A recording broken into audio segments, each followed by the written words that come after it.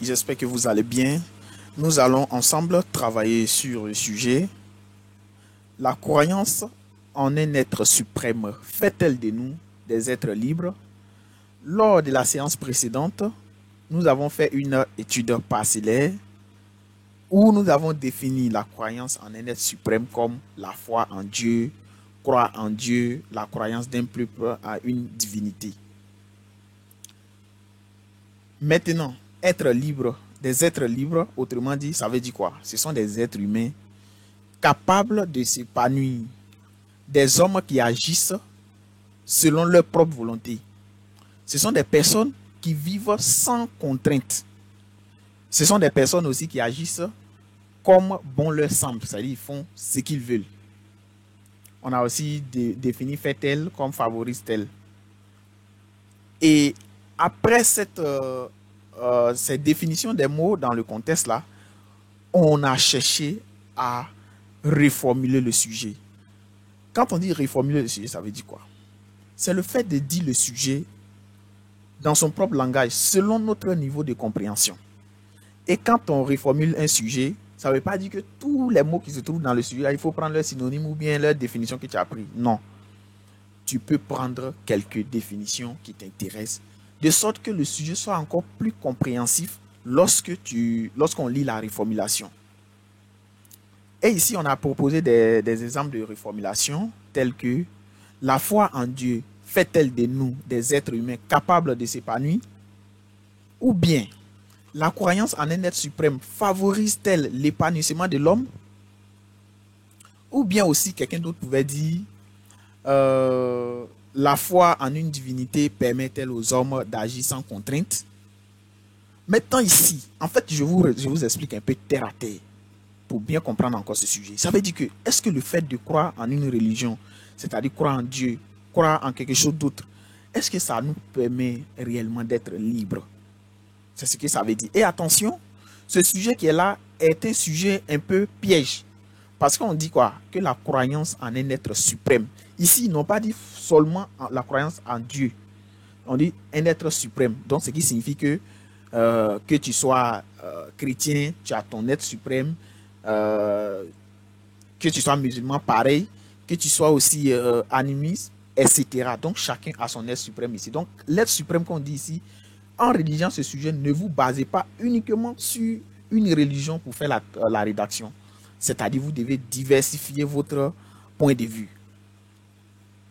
Et la question centrale qu'on peut se poser ici, c'est-à-dire le problème, disons, la question qu'on peut faire sortir à travers ce sujet ici, ça veut dire tout simplement que la croyance en une divinité est-elle facteur de désaliénation de l'homme? Ou bien aussi on peut dire, quel est l'impact de la croyance en une divinité sur la liberté de l'homme? Ainsi, ce travail va s'achever par les aspects. Et les aspects, c'est quoi? C'est le plan qu'on va donner à notre travail. C'est le plan qu'on va suivre pour faire la rédaction. Et au niveau des aspects ici, on peut par exemple dire quoi? En quoi la foi en une divinité permet-elle aux hommes d'agir sans contrainte? Toutefois, la croyance religieuse n'est-elle pas un obstacle à la liberté humaine?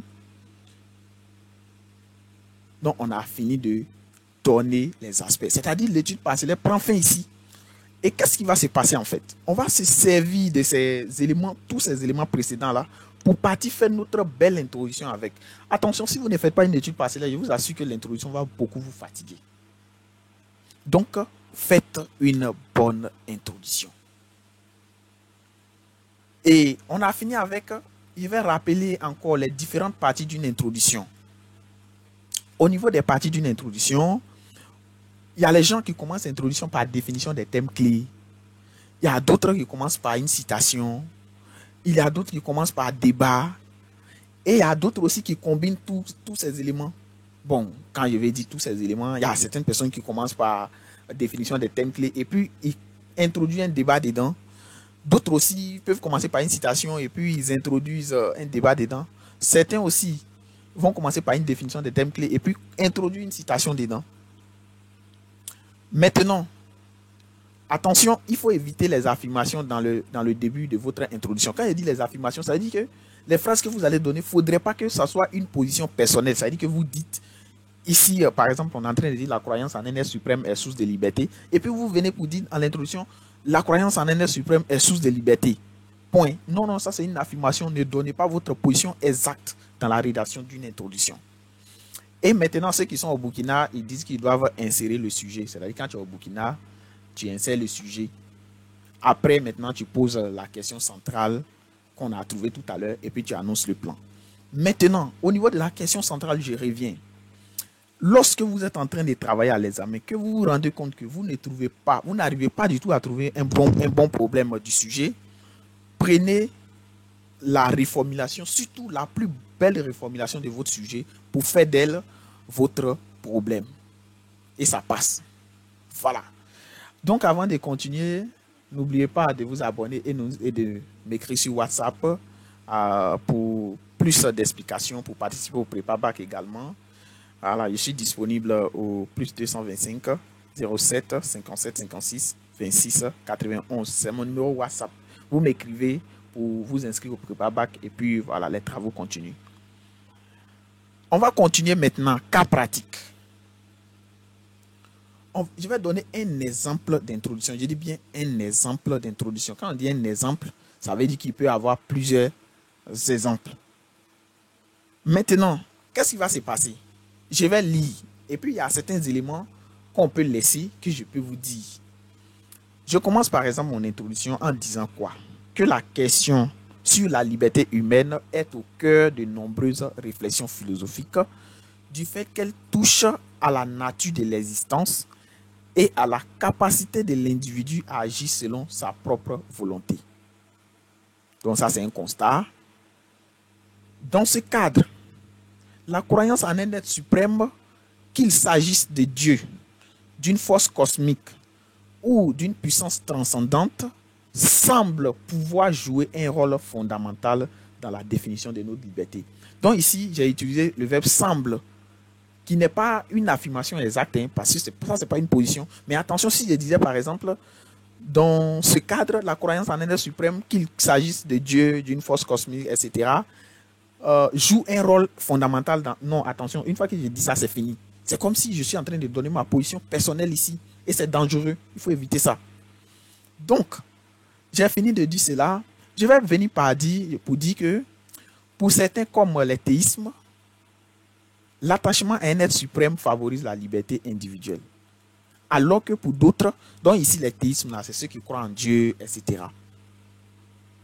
Donc, l'attachement à un être suprême favorise la liberté individuelle. Alors que d'autres, quelqu'un d'autre pouvait dire, alors que pour les athéismes, voilà, une telle croyance pourrait être perçue comme une forme de soumission à une autorité. Mais ici, une fois que vous êtes en train de faire un débat, que vous donnez déjà une des parties prenantes, c'est déjà bon. Mais si vous êtes encore plus cultivé, vous pouvez donner les deux parties prenantes, telles que les théismes d'une part et puis les athéismes de l'autre côté.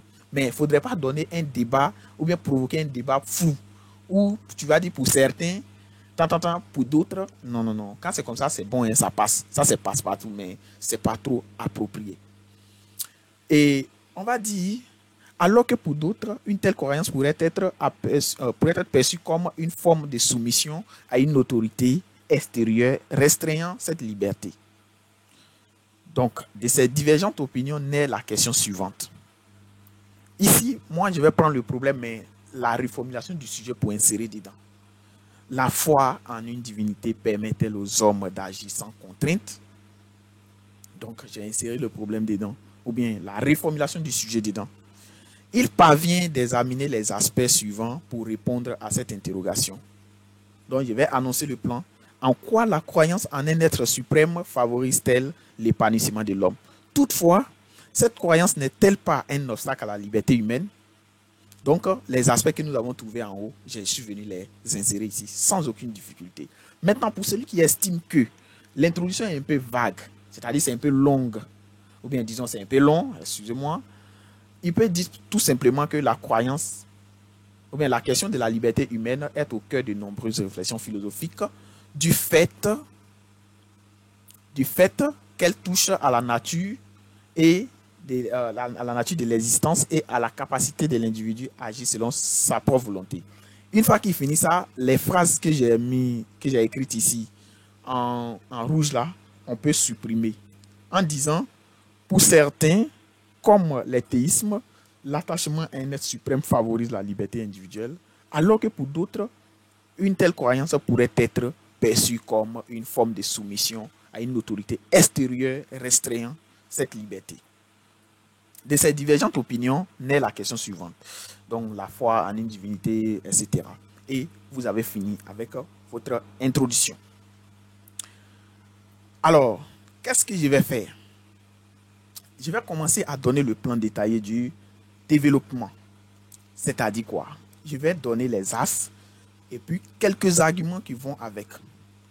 Donc, vous vous mettez dans une situation où vous êtes invité à un débat, où vous allez prouver que la croyance à un être divin ou à un être suprême est source de liberté. Et d'un autre côté, vous allez dire que la croyance à un être humain ou bien à un être suprême est un obstacle à la liberté. Donc, si on vous posait la question, monsieur ou bien madame, en quoi, selon vous, la croyance à un être suprême peut être une source de liberté pour vous? Tout ce que vous allez donner comme phrase là, c'est ça qui constitue votre argument. Lorsque vous serez à l'examen, relevez toujours ces arguments. C'est-à-dire qu'une fois que les idées viennent, mettez ça au brouillon automatiquement pour ne pas oublier. Parce que votre esprit peut faire que vous pouvez oublier. Voilà, faites cela pour ne pas oublier. Alors ici, pour montrer que la croyance en un être suprême est source de liberté individuelle, on va dire quoi? Parce que d'abord, on peut dire que la croyance en Dieu favorise la liberté par l'amour et le pardon. Et c'est ce qu'on nous enseigne généralement à l'église, à la mosquée, même que ce soit partout. On dit que non, il faut aimer. Il faut pardonner. Donc le fait d'aimer et de pardonner, là, c'est une liberté pour nous. Imaginez-vous, vous avez fait du mal à quelqu'un et puis la personne vous dit ouvertement que moi, je vais vous rembourser. C'est-à-dire, il refuse de vous pardonner. Donc du coup, votre liberté sera limitée ici. Donc, en termes d'explication, on peut dire la foi en Dieu, souvent associée à l'amour divin et au pardon, peut libérer l'homme du ressentiment, de la haine, des rancunes, tout ça, et de l'emprisonnement.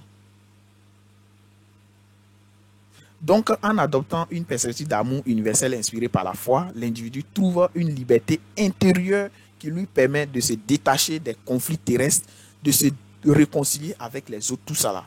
Donc, ça dit quand il y a la réconciliation, le fait qu'il ait pardon, il y a la réconciliation. Donc, du coup, on est libre maintenant. Je suis libre, enfin. Il m'a pardonné, je suis libre. Donc, grâce à la religion ou bien grâce à la croyance en un être suprême, on peut avoir cette liberté. Et comme citation, on pouvait dire aimez-vous les uns les autres. Voilà. Donc, le verset, c'est Jean 13, bon, je ne sais pas, verset 14 comme ça. Et il y a aussi une citation de Saint Augustin qui dit aime et fais ce que tu veux. Dans commentaire sur la première épître de Saint Jean. Deuxième argument, on peut dire quoi? Que la croyance en un être divin libère l'homme de la peur de l'inconnu et de l'angoisse existentielle. Ça veut dire quoi? Quand on croit en Dieu, souvent même quelqu'un meurt, on dit non, il est allé en voyage, voilà, il nous a dévancés pour nous réserver la place, il est parti rejoindre nos ancêtres. Tout ça là pour calmer un peu la peur. Et c'est dans la religion, on peut parler de ce genre de choses. Donc du coup, la religion ici va essayer d'atténuer un peu des situations qui peut sembler qui semblent bizarres en fait. Donc ici, on va atténuer la situation lorsqu'on croit en Dieu. Voilà, il est allé rejoindre nos ancêtres. Il est allé en voyage de Dieu. Une nouvelle vie commence. Donc ici, on devient libre parce que tu vas te dire, ah, peut-être que si je meurs, voilà, c'est pour aller rejoindre nos ancêtres, etc. Donc du coup, c'est pas un truc compliqué que ça. Donc, en explication ici, on peut dire la foi en un être suprême peut libérer l'homme de l'angoisse face à l'incertitude du monde, de la mort, tout ça, du non-sens apparent de l'existence. En croyant à une providence divine et à un ordre supérieur, l'homme se décharge du poids de ses inquiétudes et trouve un sentiment de sécurité, ce qui le libère de ses peurs fondamentales. Donc, il y a Søren Kierkegaard d'un philosophe chrétien existentialiste qui dit que la foi est par quoi l'individu s'abandonne à Dieu et trouve sa véritable liberté. Alors, un autre argument, on dit que la croyance en Dieu libère l'homme des passions et de l'illusion matérielle. Alors, écrivez l'explication de cet argument en commentaire. Voilà. Et dans la deuxième partie, en As 2, nous allons montrer maintenant que la croyance en un être suprême est un obstacle à la liberté humaine. Et arrivé encore à ce stade, on va penser, selon vous, en quoi le fait de croire en un être suprême là représente un obstacle à la liberté de l'homme. Regardez par exemple, on dit de ne pas manger porc, on dit de ne pas boire la bière, on dit de ne pas, peut-être il y a les gens qui vont dire non, on ne boit pas l'eau à partir des 23 heures, tout ça. Il ne faut pas balayer les menus. Donc, regardez les choses comme ça. Ce qui signifie que la croyance en un être suprême impose des règles morales contraignantes. C'est-à-dire, les règles là, ça fait que c'est trop. Tu ne chercheras pas la femme d'autrui, etc., etc., les 10 commandements, tout ça. Donc, c'est ce qui va montrer en fait que la croyance à un être suprême est une contrainte à la liberté de l'homme. Et aussi, comme deuxième argument, on peut dire que la religion ou bien les pratiques religieuses sont source de conflits. Non, moi, ma religion, elle est la meilleure. Par contre, pour celui-là, non, c'est pas ça. C'est pas celle-là qui est la meilleure. Non, moi, je préfère plutôt ça, etc. Et c'est ça qui est source de conflits aujourd'hui. Et souvent, même, il y a les gens qui se bagarrent, qui font des combats, tout ça, pour ça. Alors, je vais m'arrêter ici. S'il y a d'autres questions, je vous invite au prépa-bac. Et ensemble, on va travailler, bien expliquer les choses avant les compositions. Merci et bonne soirée à vous.